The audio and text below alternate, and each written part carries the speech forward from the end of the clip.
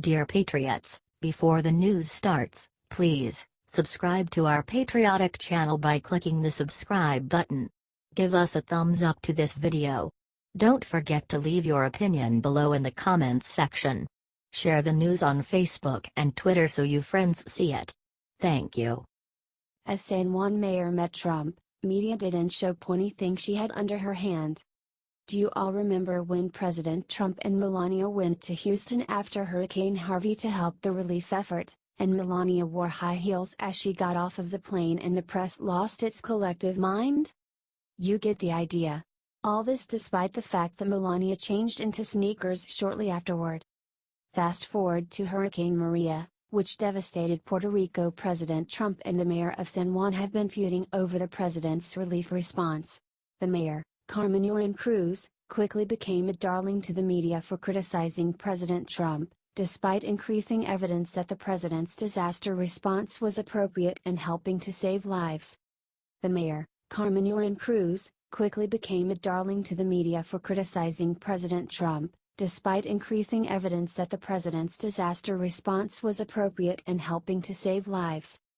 President Trump met with several politicians, including Cruz, on Tuesday for a briefing on the disaster response. Check out what Cruz had on her feet. That's right, people. Stilettos. Where is the leftist outrage? Where are the headlines denouncing Cruz for her inappropriate disaster shoes? It's typical rules for thee, not for me behavior from the left, and it's tiring. It's up to us to get this out there, so share it at least 10,000 times. HT Fox News.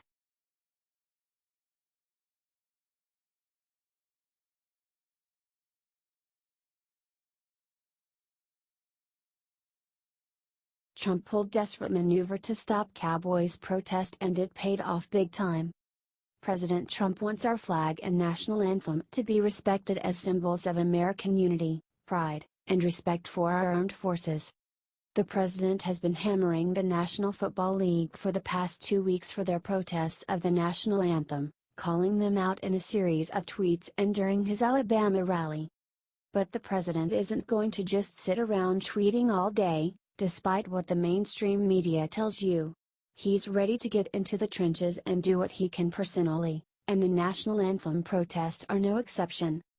President Trump called Dallas Cowboys owner Jerry Jones 4 times on Monday to make sure the Cowboys wouldn't kneel during the national anthem.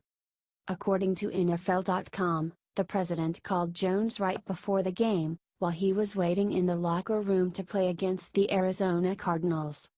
Jones is a friend of the president's, donating $1 million to Trump's inaugural committee. And guess what? President Trump's phone calls worked. The Cowboys did kneel, but only briefly right before the national anthem. When the anthem started playing, they stood up. Check out this beautiful moment of unity here.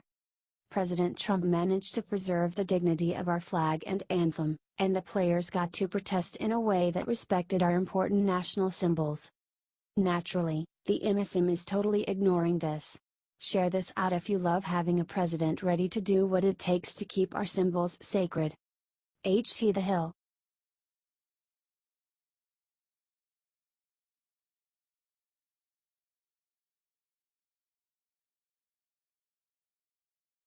The Las Vegas sheriff just revealed massive secret about the shooter that explains everything. One of the biggest changes to the Las Vegas shooter case just came from Clark County Sheriff Joseph Lombardo himself. During the press conference in Las Vegas last night, Sheriff Lombardo admitted that the shooter Stephen Paddock may have been radicalized at some point. I want to understand the motivation that you described, okay, to prevent any future incidents, and, did this person get radicalized unbeknownst to us? And we want to identify that source.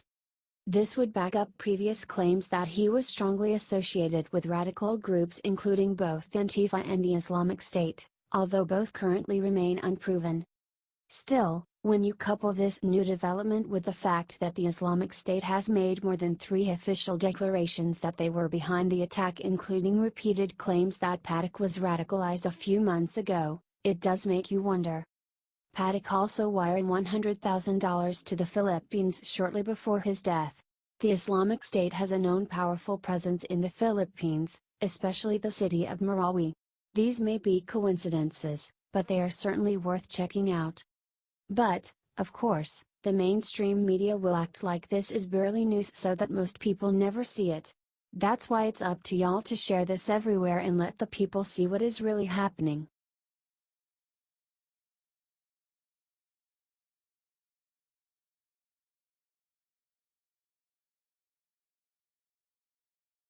Seconds after the Vegas shooter's girlfriend landed in LA, someone unimaginable showed up to get her. By now everyone in the whole world knows the name Mary Lou Danley as the girlfriend of Stephen Paddock. For hours she was a major person of interest, then later she was removed from that list. But the drama did not stop there. You see, Mary Lou was in the Philippines. The same place that Paddock had transferred $100,000 just a few weeks ago before his killing spree. In an effort to clear her name, Mary Lou Danley flew back to Los Angeles last night.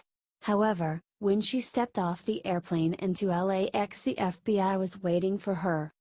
For some reason or another, Mary Lou was being wheeled in a wheelchair. If this is something regular for her or if it's temporary remains unknown.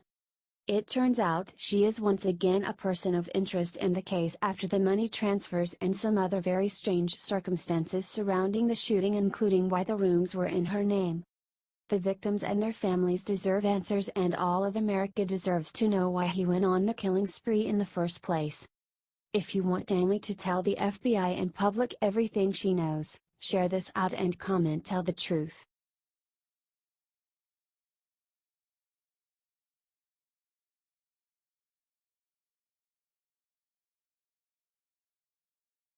What Trey Gowdy said about multiple people involved in Las Vegas shooting is rocking America. On Monday, Trey Gowdy got on Fox News Channel's The Story and offered his thoughts about the investigation in Las Vegas. Watch the jaw-breaking thing that Trey Gowdy says in the video below. Gowdy thinks that host Martha McCallum was skeptical that Stephen Paddock could have acted without one person helping him. The South Carolina Republican predicted that in coming days he will be proven correct. It's an incredible level of premeditation that you don't ordinarily see, Gowdy said. And it is difficult to believe that a single person could have done this without detection. And so, I hope that what comes out of this is people, lots of crime is prevented because a non-law enforcement officer says something. The weapons and whether or not it was altered to become fully automatic and the premeditation of picking a certain hotel room. I think we're going to find someone along the way was suspicious. They should have turned that suspicion into a phone call to law enforcement. It's an incredible amount of premeditation to not go detected. Does this mean that multiple people helped the shooter the night of or just in preparation? We'll have to wait for more details. Share this if you think that there were multiple people involved and that we need to get to the bottom of this.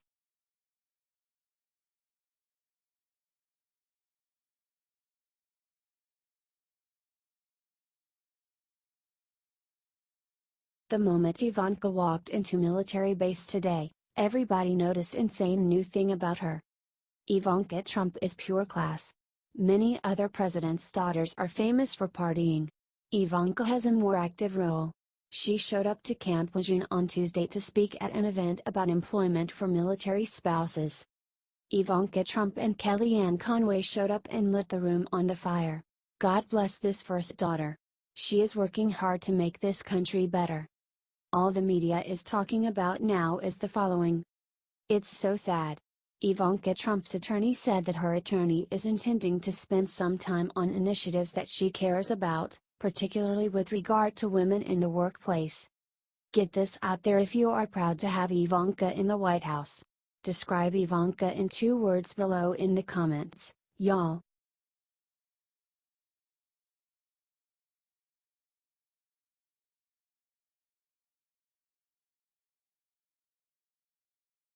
This hero Marine stole a truck in Vegas, then did something incredible. After the shooting in Las Vegas, Donald Trump spoke of the miracles that occurred in the aftermath of the attack. Iraq War veteran Taylor Winston is one of those miracles. According to the Orange County Register, The 29-year-old Marine was near the shooting site when he found a utility vehicle with its keys in the ignition. So he stole it, and did something awe-inspiring. "We started grabbing people and loading them in the truck," Winston explained. "Some were in critical condition. We took a full load to the hospital and then came back for more." Winston didn't get any names. Instead, he said he was focused on trying to be as efficient as possible. Because of his efforts, he may have beaten both emergency personnel and police to those most critically hurt. Due to his haste, he may never know the identities of the lives he changed that day. But those people may soon know his name if Winston's story gets the attention it deserves.